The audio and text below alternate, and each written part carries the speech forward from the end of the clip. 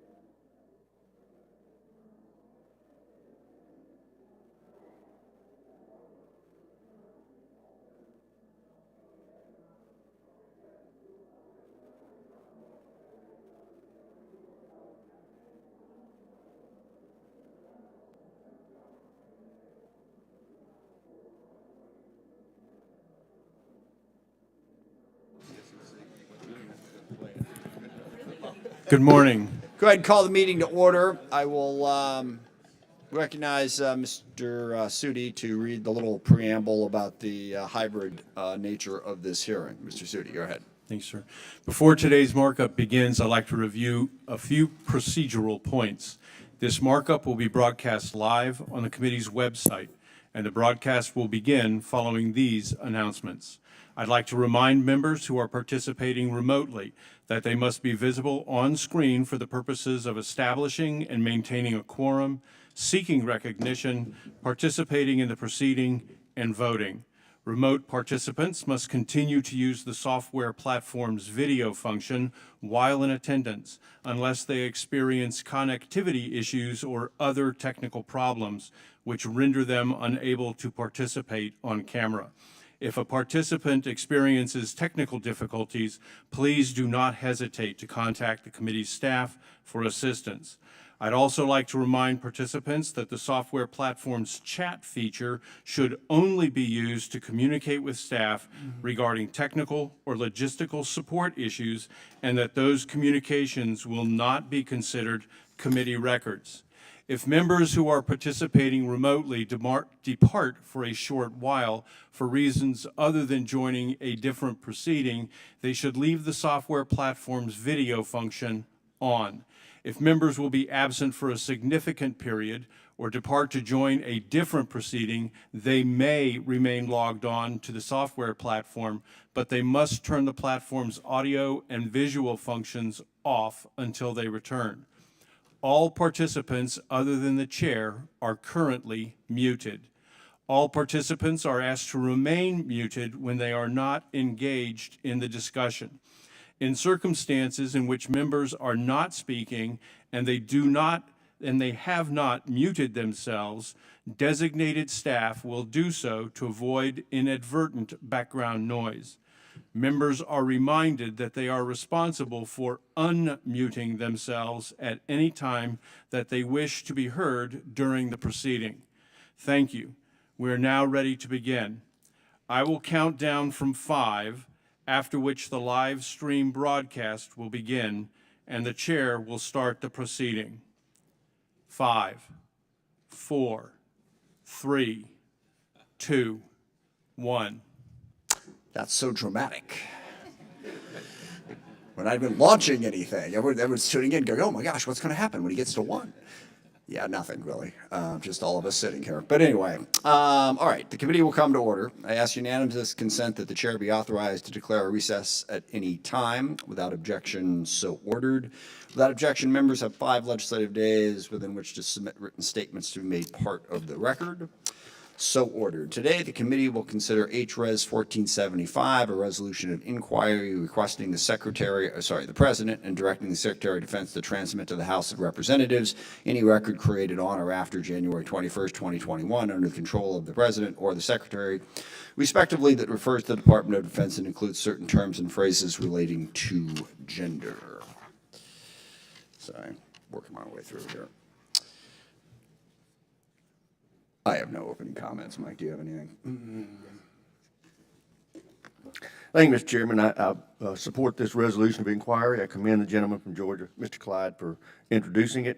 Americans are growing increasingly concerned with the direction of the military in recent years. DOD's current political appointees are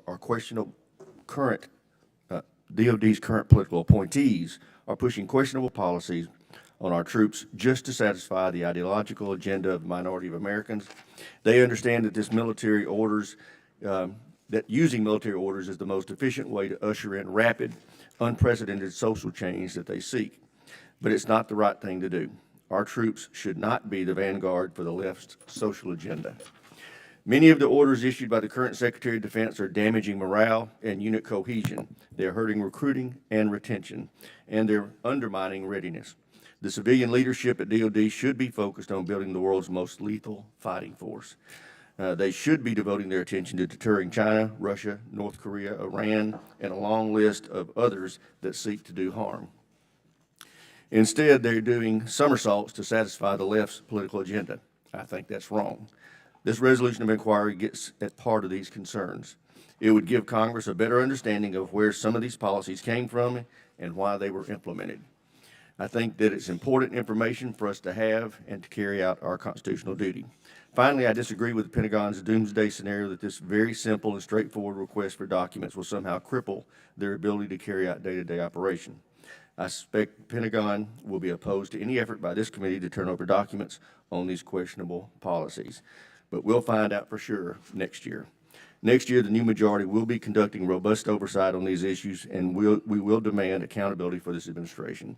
With that, Mr. Chairman, I thank you and yield back. Thank you. I now call up HRes 1475. I understand that a copy of this resolution has been made available and distributed to member offices on Monday. Without objection, the first reading of the resolution is dispensed with, and without objection, the resolution shall be considered as read and open amendment at any point. I have an amendment in the nature of the substitute. I understand that a copy of this resolution has been made available and distributed to member offices on Monday.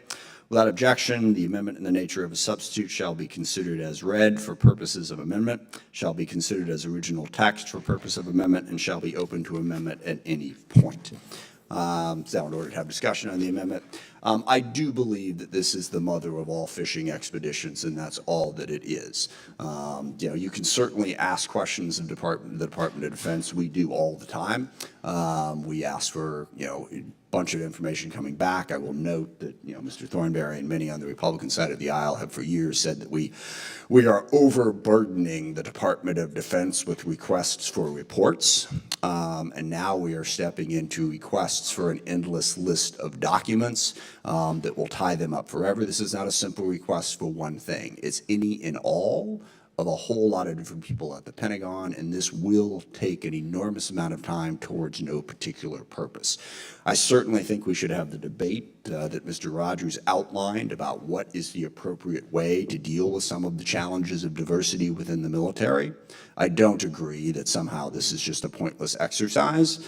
Historically, we have had discrimination across this country against many different groups. At a time when we are, in fact, short of personnel, excluding personnel for reasons other than their ability to do the job, forget about the discriminatory aspect of it or the bigoted aspect of it. It's just stupid to not include people who could capably help the military because of past discriminations and bigotry.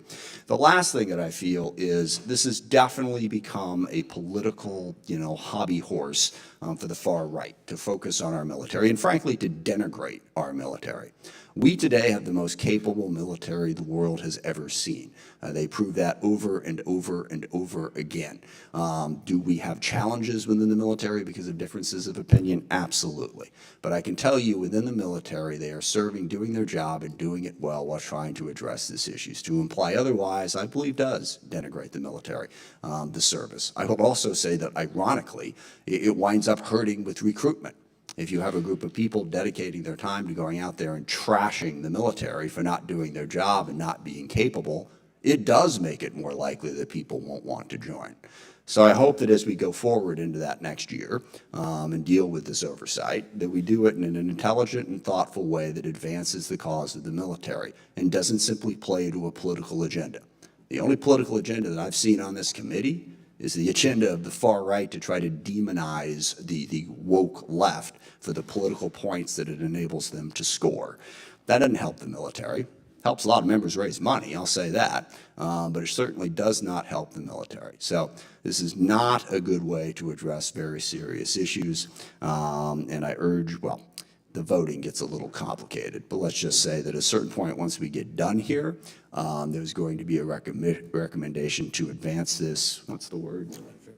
Unfavorably, that's the word, and that is what I will support. For now, we have an amendment before us that is a substitute amendment, which we will have to deal with in a moment. But further discussion.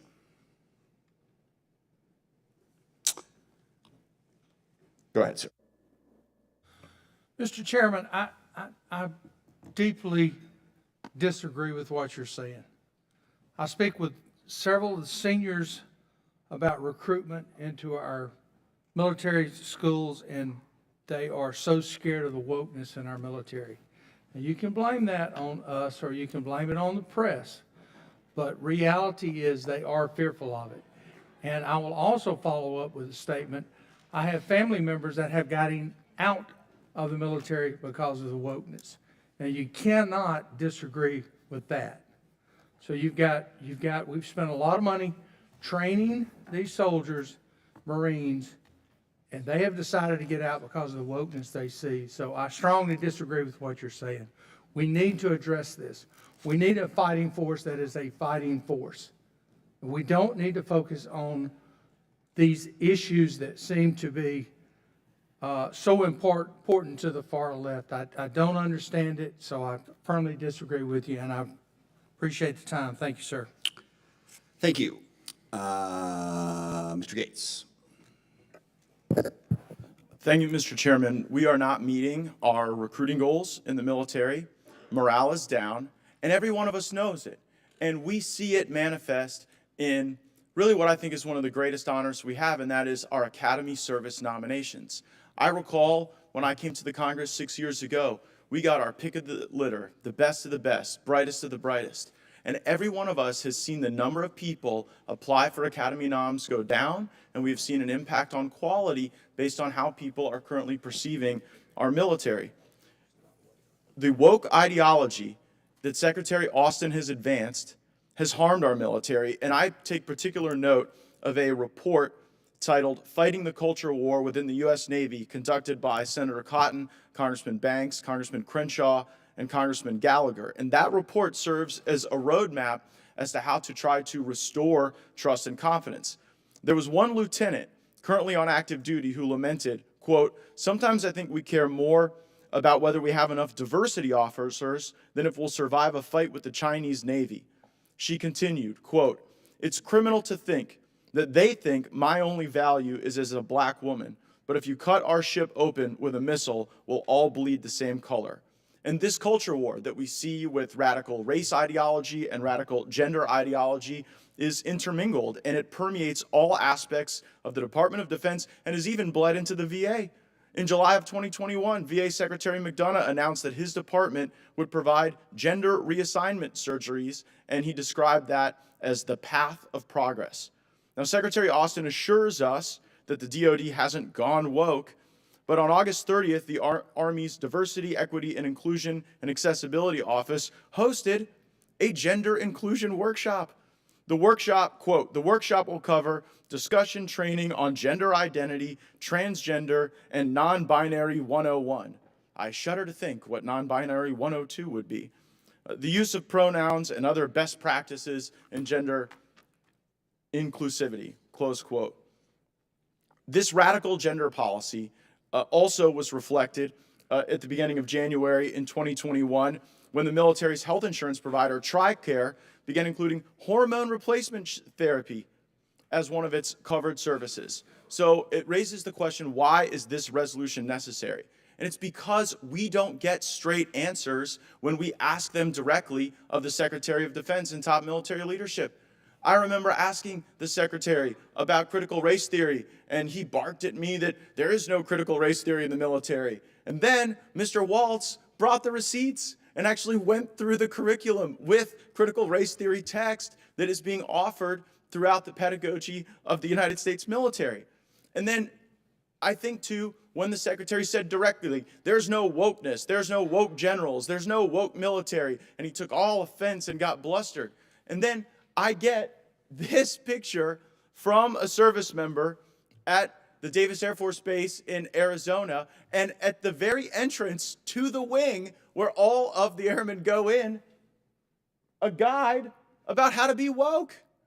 And so when you get just like the blatant evidence that contradicts the statements that these people make, it necessitates this type of inquiry. I want to respond to the chairman's argument that, well, the real problem, the real reason that we see wokeness high on the list for people as a deterrent to recruitment and military service, well, like, I'm sorry, if we don't talk about it, it still happens. Like the notion that if we just don't talk about wokeness and we don't criticize radical gender ideology, that everything will be okay and we'll meet our recruiting goals, with all due respect, that is a very boomer mentality. This stuff gets shared on social media. This gets shared in messaging applications. The notion that our service members don't talk to one another, don't share their concerns, and don't reflect on them is a bit naive. And so I don't think that it is effective leadership for us to put our head in the sand and say, well, whenever we see things like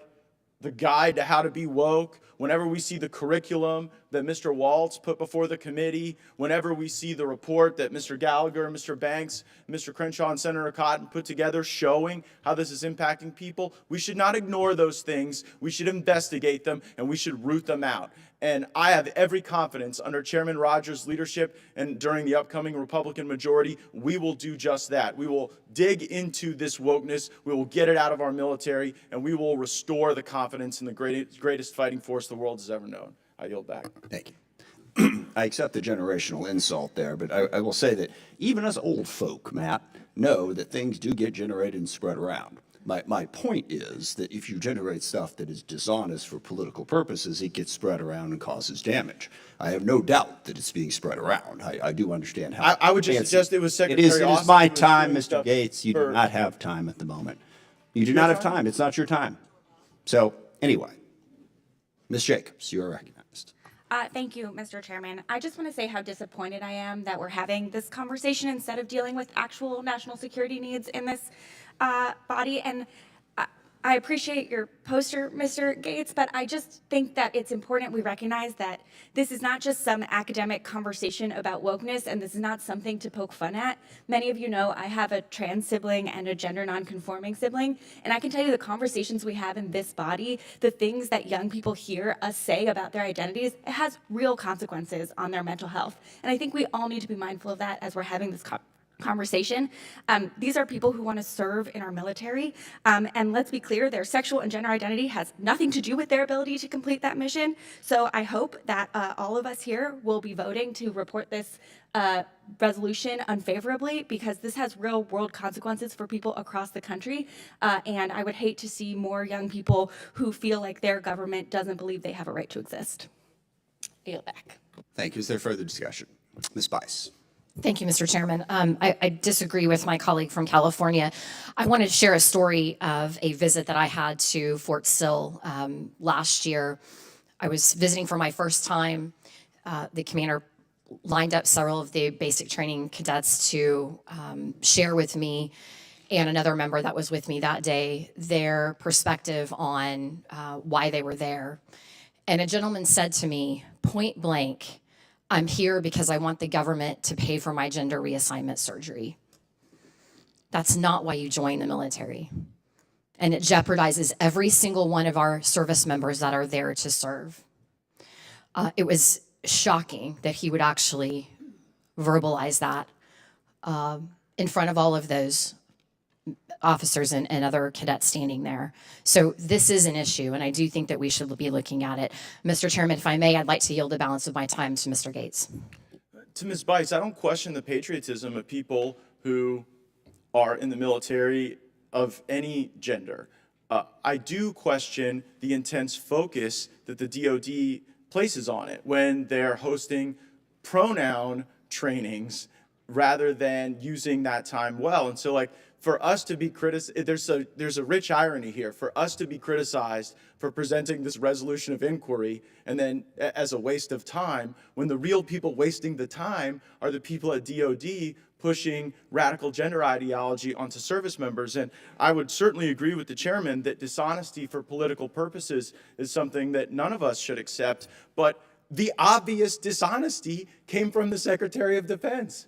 We were all here when he said there wasn't critical race theory being taught, and then we were all here when Mr. Waltz pulled out the curriculum and showed that it was. We were all here when he said that they hadn't gone woke, and you've now seen the evidence shared with me by a service member where they're advertising the effort to go woke. So I guess you have to either believe the Secretary of Defense or your own lying eyes. And so that is the dishonesty for political purposes that we critique. I yield back to the gentlelady. Is there further discussion?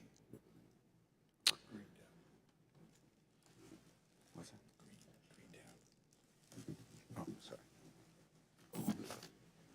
The question is on agreeing to the amendment in the nature of a substitute. So many as in favor will say aye. Aye. Those opposed, no. The ayes have it. The amendment in the nature of substitute is adopted. multiple opportunities for recorded votes, but okay. Thank you. Recorded vote has been requested. The clerk will call the roll. Chairman Smith, Aye. Mr. Rogers, Mr. Langevin, Aye. Mr. Wilson. Mr. Wilson votes aye. Mr. Larson. Mr. Larson votes aye. Mr. Turner. Mr. Turner votes aye. Mr. Cooper. Mr. Cooper votes aye. Mr. Lamborn. Mr. Lamborn votes aye. Mr. Courtney. Aye. Mr. Courtney votes aye. Mr. Whitman. Aye. Mr. Whitman votes aye. Mr. Garamendi. Mr. Garamendi votes aye. Mrs. Hartzler. Aye. Mrs. Hartzler votes aye. Ms. Spear. Ms. Spear votes aye. Mr. Scott. Mr. Scott votes aye. Mr. Norcross. Aye. Mr. Norcross votes aye. Mr. Brooks. Mr. Brooks. Mr. Gallego. Mr. Gallego.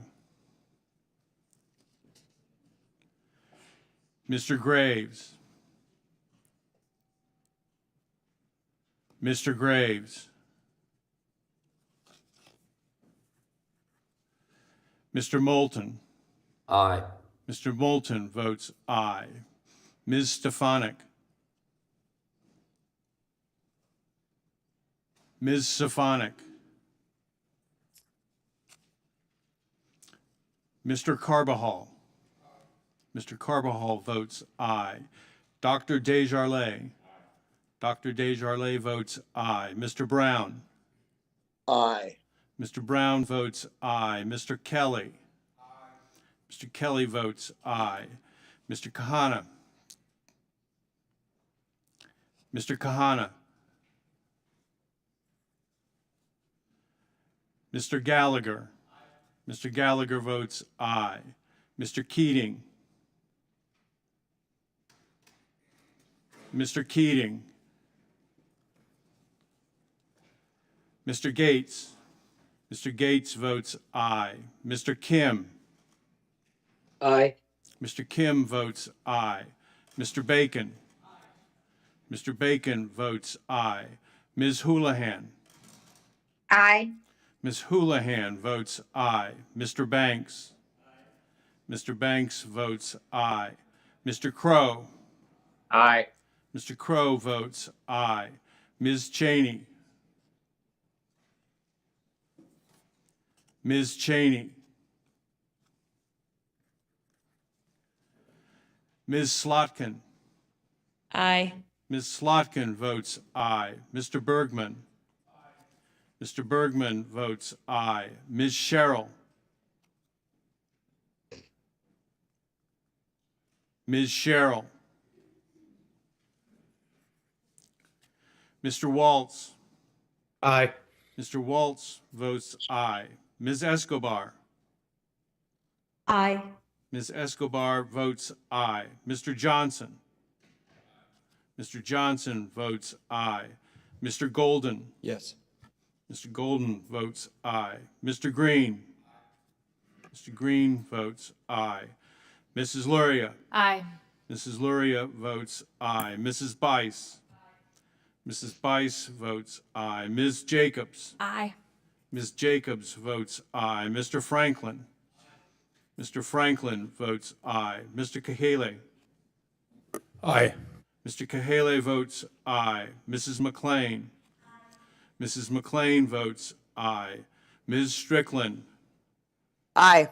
Ms. Strickland votes aye. Mr. Jackson. Mr. Jackson votes aye. Mr. Ryan. Mr. Ryan. Mr. Carl. Aye. Mr. Carl votes aye. Mr. Vesey. Mr. Vesey. Mr. Moore. Mr. Moore votes aye. Mr. Panetta? Aye. Mr. Panetta votes aye. Mr. Fallon? Aye. Mr. Fallon votes aye. Ms. Murphy?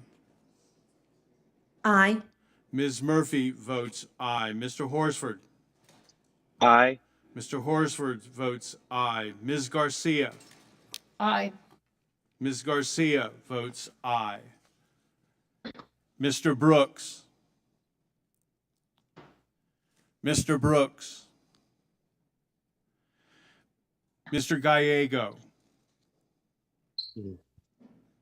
Mr. Gallego? Aye. Mr. Gallego votes aye.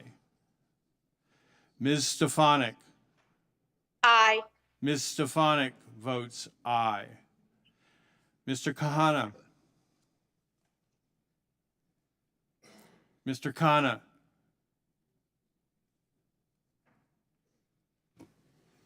Mr. Keating?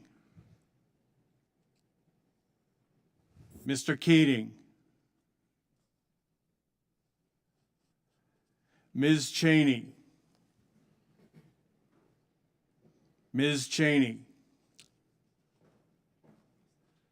Ms. Sherrill? Aye. Ms. Sherrill votes aye.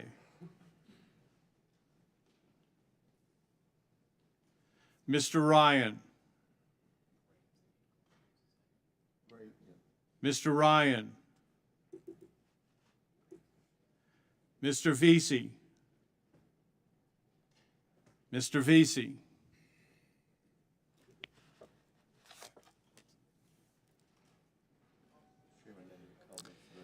Have I been recorded? They need to speak up. If you haven't voted yet and you're here, speak up and they'll call on you. Mr. Chair, how have I been To recorded? him, not to me.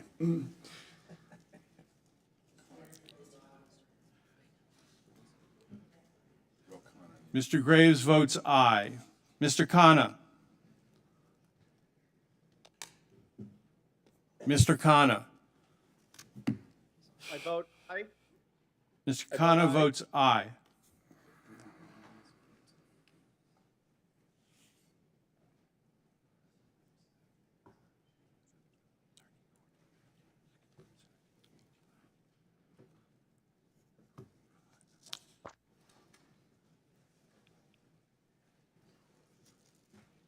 Clerk will vote report the aye. roll.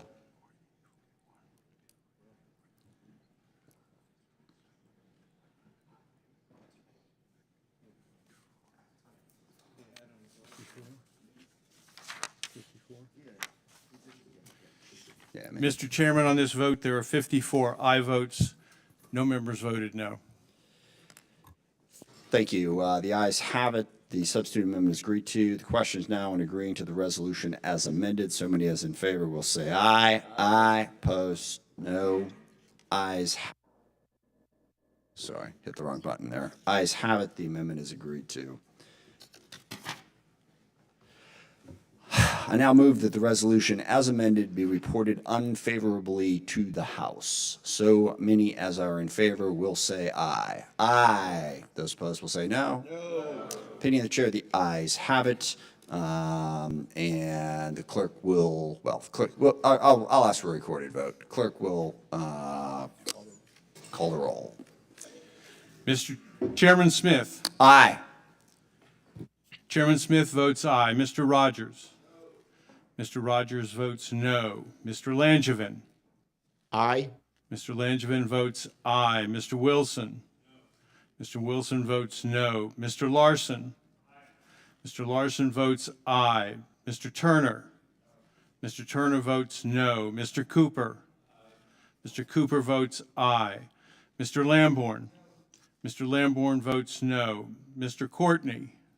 Aye. Mr. Courtney votes aye. Mr. Whitman? Mr. Whitman votes no. Mr. Garamendi? Mr. Garamendi votes aye. Mrs. Hartzler? Mrs. Hartzler votes no. Ms. Spear? Ms. Spear votes aye. Mr. Scott? Mr. Scott votes no. Mr. Norcross? Aye. Mr. Norcross votes aye. Mr. Brooks? Mr. Brooks, Mr. Gallego. Aye. Mr. Gallego votes aye. Mr. Graves. Mr. Graves votes no. Mr. Moulton. Aye. Mr. Moulton votes aye. Ms. Stefanik. No. Ms. Stefanik votes no. Mr. Carbajal. Mr. Carbajal votes aye. Dr. Desjardins. Dr. Desjardins votes no. Mr. Brown. Aye. Mr. Brown votes aye. Mr. Kelly. Mr. Kelly votes no. Mr. Khanna. Aye. Mr. Khanna votes aye. Mr. Gallagher. Mr. Gallagher votes no. Mr. Keating. Mr. Keating. Mr. Gates. Mr. Gates votes no. Mr. Kim. Aye. Mr. Kim votes aye. Mr. Bacon. Mr. Bacon votes no. Ms. Houlihan. Aye. Ms. Houlihan votes aye. Mr. Banks. Mr. Banks votes no. Mr. Crow. Aye. Mr. Crow votes aye. Ms. Cheney. Ms. Cheney. Ms. Slotkin. Ms. Slotkin. Mr. Bergman. Mr. Bergman votes no. Ms. Sherrill. Aye. Ms. Sherrill votes aye. Mr. Waltz. No. Mr. Waltz votes no. Ms. Escobar. Aye. Ms. Escobar votes aye. Mr. Johnson. Mr. Johnson votes no. Mr. Golden. Yes. Mr. Golden votes aye. Mr. Green. Mr. Green votes no. Ms. Luria. Aye. Mrs. Luria votes aye. Mrs. Bice. Mrs. Bice votes no. Ms. Jacobs. Aye. Ms. Jacobs votes aye. Mr. Franklin. Mr. Franklin votes no. Mr. Kahele. Aye. Mr. Kahele votes aye. Mrs. McLean. Mrs. McLean votes no. Ms. Strickland. Aye. Ms. Strickland votes aye. Mr. Jackson. Mr. Jackson votes no. Mr. Ryan. Aye. Mr. Ryan votes aye. Mr. Carl. No. Mr. Carl votes no. Mr. Vesey. Aye. Mr. Vesey votes aye. Mr. Moore. Mr. Moore votes no. Mr. Panetta. Aye. Mr. Panetta votes aye. Mr. Fallon. Mr. Fallon. Ms. Murphy. Aye. Ms. Murphy votes aye. Mr. Horsford. Aye. Mr. Horsford votes aye. Ms. Garcia. Aye. Ms. Garcia votes aye. Mr. Brooks. Mr. Brooks. Mr. Keating. Mr. Keating. Ms. Cheney. Ms. Cheney. Ms. Slotkin. Aye. Ms. Slotkin votes aye. Mr. Fallon. Fallon votes no. Mr. Fallon votes no.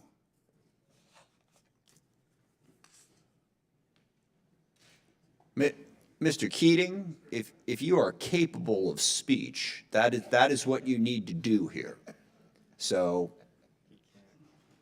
apparently, well, sorry, I put that incorrectly. You're not, you are capable of speech, obviously. It's just that apparently your computer is not. Well, there ain't anything we can do about that, unfortunately. So, hold on just a second, Mr. Sudi. Yes, sir.